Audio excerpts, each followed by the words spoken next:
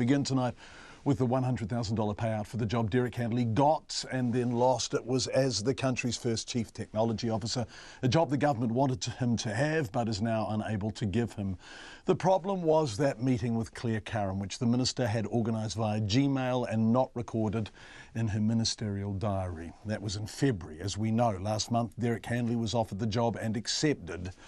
Today, here's our political editor, Jo Moir. A minister's resigned and more than $100,000 of taxpayers' money has been spent, and still the government doesn't have a Chief Technology Officer. In February, then Government Digital Services Minister Claire Curran met with Dirac Hanley at her Beehive office to discuss his interest in the vacant role. She failed to record the meeting in her diary after she'd used her personal Gmail account to arrange the catch-up, and subsequently failed to record it in a written parliamentary question. That led to Ms Curran losing the portfolio, and after intolerable pressure, she ultimately resigned as a minister altogether. Megan Woods is now in charge of Government Digital Services. She can't say when Mr Hanley was offered the role, but admits it doesn't look good. A minister has resigned over this. Claire, by her own admission, has said that this hasn't been handled in the right way.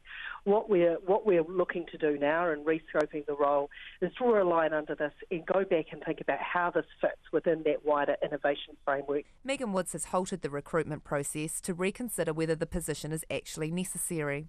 What I'm saying is my starting position is I think there still is worth in it. We'll be doing that work. I need to go back to Cabinet by the end of November with a rescoping of the position. In a social media post, Dirac Hanley says the decision is deeply disappointing, but given the unnecessary and sustained lack of transparency around the process, it's understandable it has been stopped.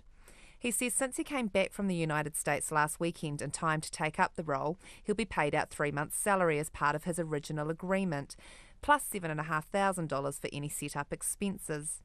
National State Services spokesman Nick Smith describes the government's handling of the appointment as incompetent, with taxpayers left to pick up the tab. This is a shambles where not only is the taxpayer having to fork out over $100,000 for no good, but the flagship of the coalition government's information technology policy is now in tatters. Ex-leader David Seymour says the government's shown its utter contempt for taxpayer money by botching the whole process. Well, there's no question that it's a balls up of indescribable proportions, but the real question is, what was the purpose of setting up yet another quango in the first place? Because if you've got a government that is committed to setting up all these quangos, then, the odd payoff and dismissal is actually just a cost of doing business. Megan Woods says the government's decision does not reflect on Mr Handley as a candidate.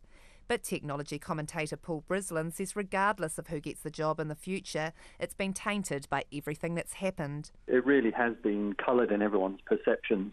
There are so many entrenched views, even within the IT industry itself now, as to what should happen, that I suspect we've probably crossed a line, and whoever gets the job, if they were to get it, one of these roles at the moment, is likely to be tainted with the brush. Mr Brislin says until there's a generation of politicians who are really tech-savvy, it's vital the government has someone advising them. Claire Curran lost her position in Cabinet, including the digital services portfolio, as a direct result of the way in which she dealt with Dirac Hanley over the role. Since then, she's returned to the backbench, prompting intense scrutiny of the Prime Minister and her handling of the continued fallout. This payout and debate over whether there will even be a role is just the latest chapter in what's proving to be a distracting headache for the government. From Parliament for Checkpoint, Jo Moir. Checkpoint, of course, requested an interview with the Prime Minister Jacinda Ardern about the appointment and the retraction and the whole process. Her office declined.